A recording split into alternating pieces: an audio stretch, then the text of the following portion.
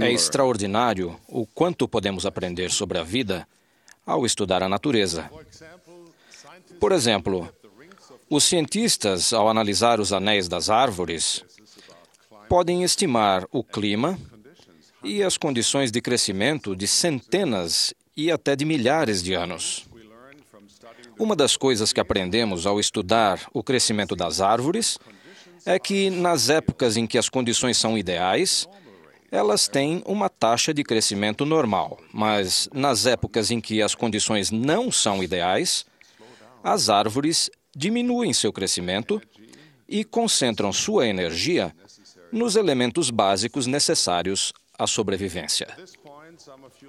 A essa altura, vocês devem estar pensando, tudo isso é muito interessante, mas o que isso tem a ver com pilotar aviões?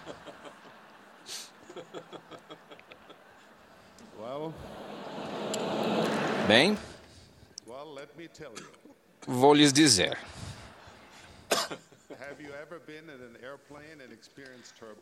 Já estiveram num avião e passaram por uma turbulência? A causa mais comum de turbulência é uma súbita mudança no movimento do ar, fazendo com que a aeronave sacuda, balance e gire. Embora os aviões sejam construídos para suportar turbulências bem maiores do que as que costumam ocorrer em voos regulares, ainda assim, isso pode ser muito desagradável para os passageiros. O que vocês acham que o piloto faz ao encontrar uma turbulência? Um piloto aprendiz pode achar que aumentar a velocidade seria uma boa estratégia, porque isso o faria atravessar a turbulência mais depressa. Essa, no entretanto, pode ser a coisa errada a fazer. Os pilotos profissionais sabem que há uma velocidade ótima de entrada na turbulência que minimiza seus efeitos negativos. Na maioria dos casos, isso significa reduzir a velocidade. O mesmo princípio se aplica igualmente às lombadas na estrada.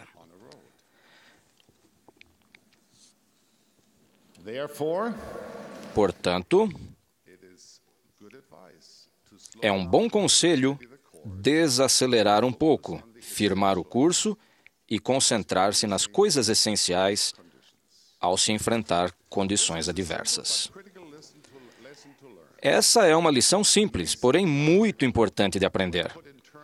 Pode parecer lógica quando explicada em termos de árvores ou turbulências, mas é surpreendentemente fácil de ser ignorada quando se trata de aplicar esses princípios à nossa própria vida diária. Quando o nível de estresse se eleva, quando surgem aflições, quando ocorrem tragédias, muito frequentemente procuramos manter o mesmo ritmo frenético ou até acelerar, achando que quanto mais rápido for o nosso ritmo, melhor será. Uma das características da vida moderna parece ser a de que nos movemos a uma velocidade cada vez maior, sejam quais forem as turbulências ou os obstáculos. Sejamos sinceros, é bem mais fácil estar atarefado. Todos podemos lembrar de uma lista de tarefas que lotam nossa agenda. Alguns podem até achar que seu valor próprio depende do tamanho de sua lista de coisas a fazer. Elas inundam os espaços vazios de seu tempo com uma série de reuniões e de pequenos detalhes, até nos momentos de estresse ou fadiga. Por complicarem desnecessariamente a vida, geralmente sentem mais frustração, têm menos alegria e não acham muito sentido na vida. Já foi dito que qualquer virtude levada ao extremo pode tornar-se um vício. O abarrotamento de nossas agendas, sem dúvida, se enquadra nisso.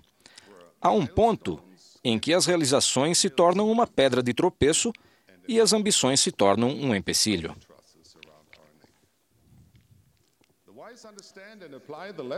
Aqueles que são sábios compreendem e aplicam as lições dos anéis das árvores e das turbulências. Eles resistem à tentação de ser arrastados pelo ritmo frenético da vida cotidiana. Seguem o conselho: há mais coisas na vida do que correr cada vez mais rápido. Resumindo, eles se concentram nas coisas que mais importam. O elder Dallin H. Oaks, em uma conferência geral recente, ensinou: temos de renunciar a algumas coisas boas em prol de outras muito boas ou excelentes, pois elas desenvolvem a fé no Senhor Jesus Cristo e fortalecem a família. A busca pelas melhores coisas inevitavelmente nos conduz aos princípios fundamentais do Evangelho de Jesus Cristo, as simples e belas verdades que nos foram reveladas por um Pai Celestial carinhoso, eterno e onisciente. Essas doutrinas e princípios básicos, embora sejam suficientemente simples para que uma criança as compreenda, respondem às mais complexas questões da vida. Há uma beleza e clareza na simplicidade que às vezes não valorizamos em nossa ânsia de encontrar soluções complexas. Por exemplo, pouco tempo depois de começarem a orbitar a Terra, os astronautas e cosmonautas descobriram que as canetas esferográficas não funcionavam no espaço. Algumas pessoas muito inteligentes se puseram a trabalhar para resolver o problema. Foram despendidas milhares de horas e milhões de dólares, mas por fim conseguiram criar uma caneta que podia escrever em qualquer lugar, a qualquer temperatura e em quase qualquer superfície. Mas como os astronautas e cosmonautas se viraram até que o problema fosse resolvido? Eles simplesmente usaram um lápis. Leonardo da Vinci is quoted as saying that Atribui-se a Leonardo da Vinci o dito de que a simplicidade é a sofisticação suprema. Quando analisamos os princípios fundamentais do plano de felicidade, o plano de salvação, reconhecemos e valorizamos em sua clareza e simplicidade a elegância e a beleza da sabedoria do Pai Celestial. Portanto, quando vivemos como Ele deseja que vivamos, começamos a demonstrar nossa sabedoria. Conta-se que o famoso técnico de futebol americano Vince Lombardi tinha um ritual que seguia no primeiro dia de treinamento. Erguia uma bola de futebol americano, mostrava aos atletas que já praticavam o esporte havia muitos anos e dizia: senhores, esta é uma bola de futebol americano. Falava de seu tamanho e formato e de como ela podia ser chutada, carregada ou passada. Levava então o time para fora até o campo vazio e dizia: este é um campo de futebol americano. Fazia-os caminhar por ele, descrevendo as dimensões, o formato, as regras e como o jogo era disputado. Aquele técnico sabia que até aqueles jogadores experientes e, de fato, o próprio time só poderiam tornar-se grandes se dominassem os princípios fundamentais. Podiam passar o tempo todo praticando jogadas mirabolantes, mas até que dominassem os fundamentos do jogo, jamais se tornariam um time campeão. Acho que a maioria de nós compreende intuitivamente quão importantes são os fundamentos. Mas simplesmente nos distraímos às vezes com inúmeras coisas que nos parecem mais emocionantes. Publicações, amplas fontes de mídia, dispositivos e ferramentas eletrônicas, todos muito úteis se devidamente utilizados, podem tornar-se distrações prejudiciais ou implacáveis câmaras de isolamento. No entanto, em meio à multidão de vozes e opções, o humilde homem da Galileia nos aguarda de mãos estendidas. Sua mensagem é bem simples: vinde após mim. Ele não fala com um megafone poderoso, mas com uma voz mansa e delicada. É muito fácil a mensagem básica do Evangelho se perder em meio à enxurrada de informações que nos atingem por todos os lados.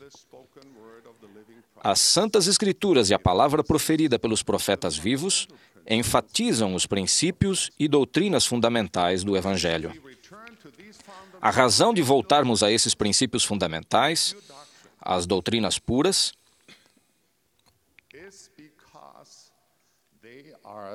é que elas são a via de acesso a verdades de profundo significado. They are the door to experience São o portal para experiências pessoais de sublime importância, que, de outra forma, estariam além de nossa capacidade de compreensão. Esses princípios simples e básicos são a chave para uma vida em harmonia com Deus e com os homens. São as chaves que abrem as janelas do céu.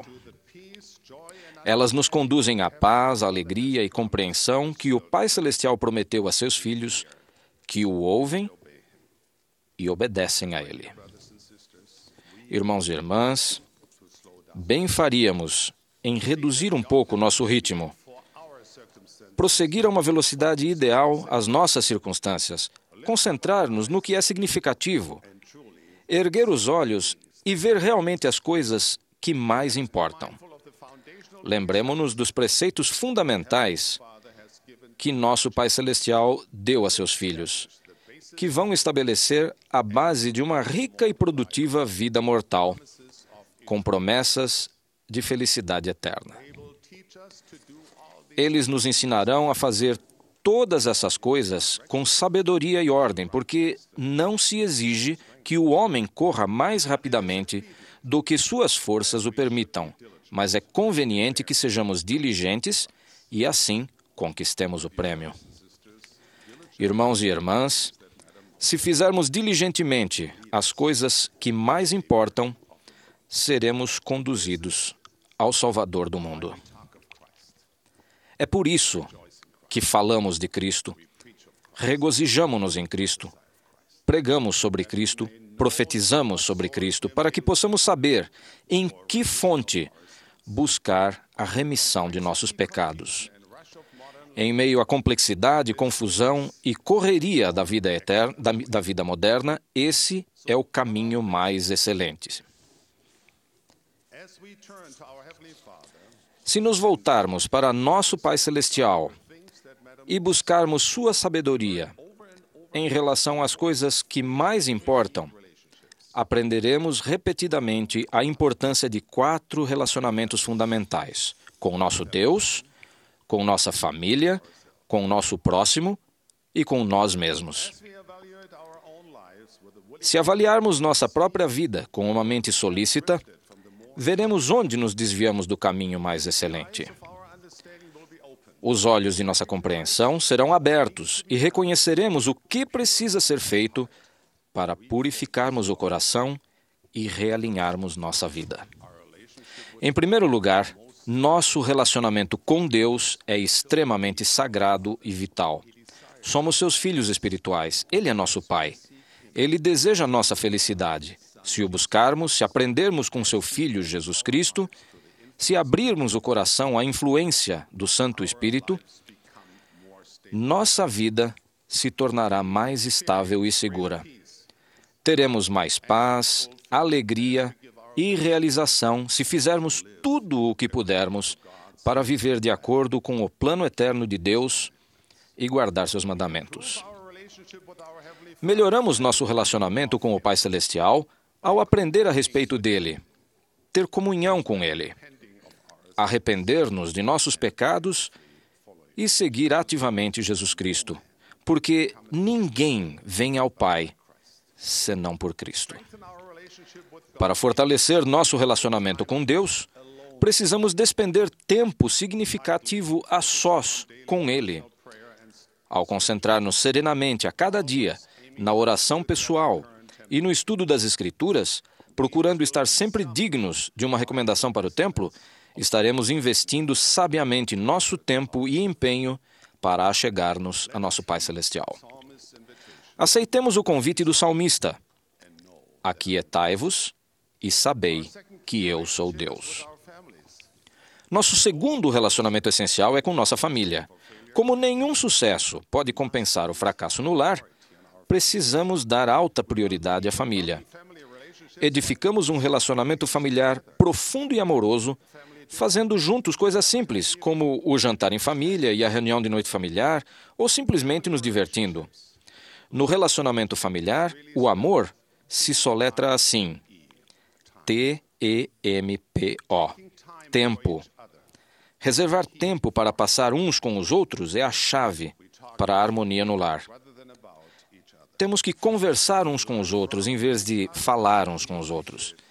Aprendemos uns com os outros e valorizamos nossas diferenças e também as coisas que temos em comum. Estabelecemos um vínculo divino uns com os outros ao achegar-nos a Deus juntos, por meio da oração familiar, do estudo do Evangelho e da adoração aos domingos. O terceiro relacionamento primordial é com o nosso próximo.